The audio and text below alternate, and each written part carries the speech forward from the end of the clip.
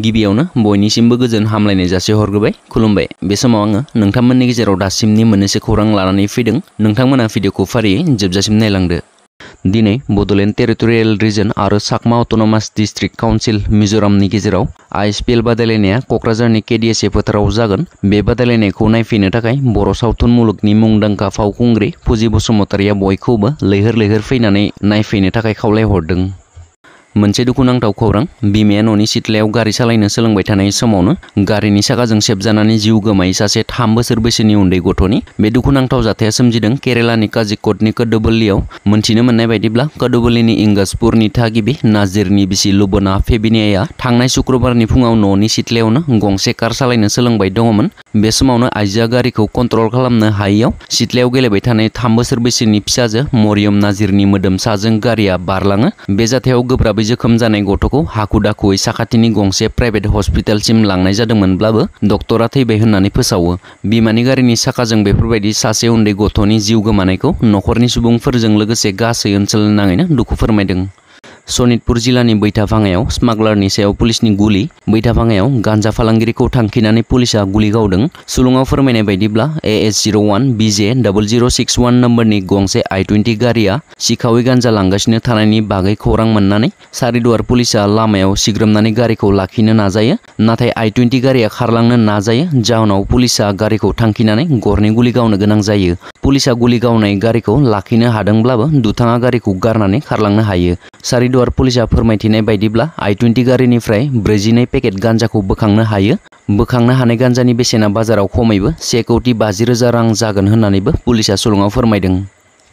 2023 जानो गोनां त्रिपुरानि बिधान सभा बिसायख'थिनि सिगां गोहोआव थानाय BJP जथाय दोलोनि खहा।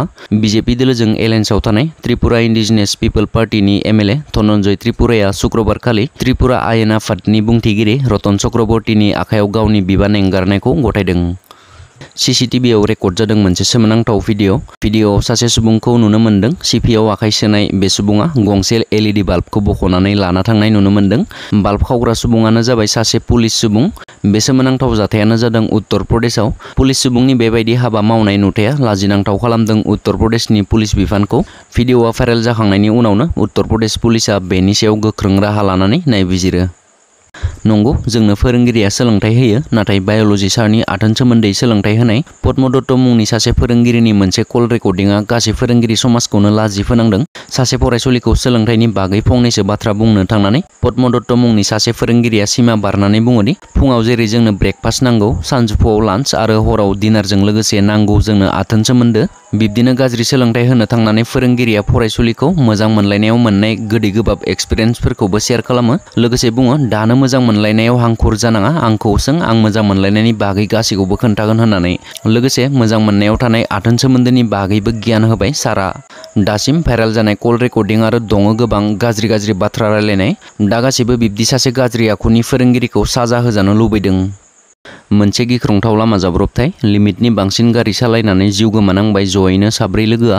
घन्टायाव 230 किल'मिटार गोख्रैथियाव BMW सालायनायनि जाहोनाव कन्ट्रल खोमानानै गिख्रंथावै जायगायावनो जिउ गोमायै साब्रै सुबुङा। बे जाथाया सोमजिदों उत्तर प्रदेशनि पुर्बांचल एक्सप्रेसआव। मख'नो गोनांदि बे जाथाया सोमजिनायनि दसेल' सम सिगां फेसबुक लाइभनि गेजेरजों गारिनि स्पिडखौ खोन्थिदोंमोन गारियावनो थानाय सासे सुबुङा।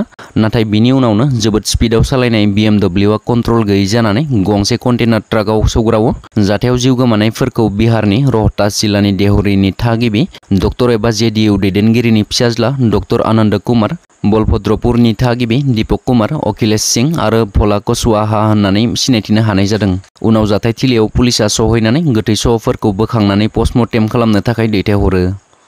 गसाइगावआव अल बिटिआर टेट टिचार एस'सिएशननि आफादगिरि कुमुद कलितानि खौरांगिरि मेल। सोलिफु दाननि थांनाय 13 खालार सानखालि पर्बतजरा सोलोंथाइनि खोन्दोनि सिङाव थानाय सावखुरि गुदि फरायसालिनि फोरोंगिरि आमिर हामजाखौ फरायसालिनि दिथागिरिजों लोगोसे सा 10 सोद्रोमाफोरनि मोनसे हानजाया फरायसालियाव थाखो लाबाय थानाय समावनो बुनाय जाथायखौ लानानै मैया मोनसे खौरांगिरि मेलनि गेजेरजों गोख्रों रावजों सोंखारिदों अल बिटिआर टेट टिचार एस'सिएशननि आफादगिरि कुमुद कलिताया। लोगोसे बेबायदि जाथायनि सायाव सोलोंथाइ बिफानजों लोगोसे पुलिस बिफानखौबो गोख्रों राहा लामा लानांगौ होननानैबो बुंथिबावो आफादगिरि बिथाङा। बिटिआर सरकारनि बानजायनायजों खुंफुंजानाय इन्टार सिक्स सेडुल प्रिमियार लीगआ बाक्सा जिल्लानि मसलपुर बाथौफुरियाव कार्बि आंलं अट'नमास काउन्सिल आरो Tripura tribal area autonomous district काउन्सिलनि गेजेराव गोख्रों बादायलायनाय जायो। बे जोलुर बादायलायनायाव कार्बि आंलं अट'नमास काउन्सिला गलसे जोसननो हानानै Tripura tribal area autonomous district काउन्सिलनि हेंथायै देरहासार जानो हायो। बाक्सा जिल्लानि मसलपुराव खुंफुंजानाय बे जोलुर बादायलायनायखौ बिटिआरनि मावफुं सोद्रोमा राकेश ब्रह्मआ बेखेवनानै होयो आरो खुंथाय गोहो सरकारनि बानजायनायाव खुंफुंजानाय बे जोलुर बादायलायनायजों जोंनि हालामनि ओनसोलनि लाइमोन खेला गेलेगिरिफोरा थुलुंगाखां मोननो हागोन होननानै बुंथियो। बाक्सानि मसलपुर बाथौफुरियाव खुंजानाय बे जोलुर बादायलायनायाव बिटिआरनि गेलेमु बिफाननि मावफुं सोद्रोमा दावबायसा बर'आ थांखिखौ बेखेवनानै होयो। दावबायसा बर'आ बुङोदि माखासे दुथां सुबुंफोरा समाजनि हारिनि थाखाय दासिमबो मोजां साननाया गैया, बेनिखायनो ISPLनि बरायनाय होनाय पस्टारफोरखौ बिसिगारदों। जाय जाथाया मुगैथाव आरो सोंखारिजाथाव बेफोरबायदि मानसिखौ हमनानै साजा होनाय जागोन होननानैबो बुंबावो।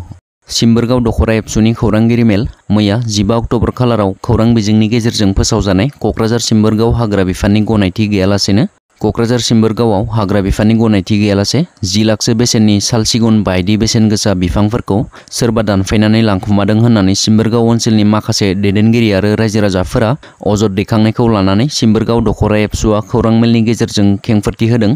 अदेबानि सिम्बोरगाव दयापारा गामियाव थानाय दख'रा एबसुनि हा दाग नं 65 आरो 67 आव थानाय दंफांखौसो हाफायनाय जादों आरो हाफायनाय गासैबो दंफांफोरा थैनाय एबा गोथै दंफां होननानै फोरमायथिदों।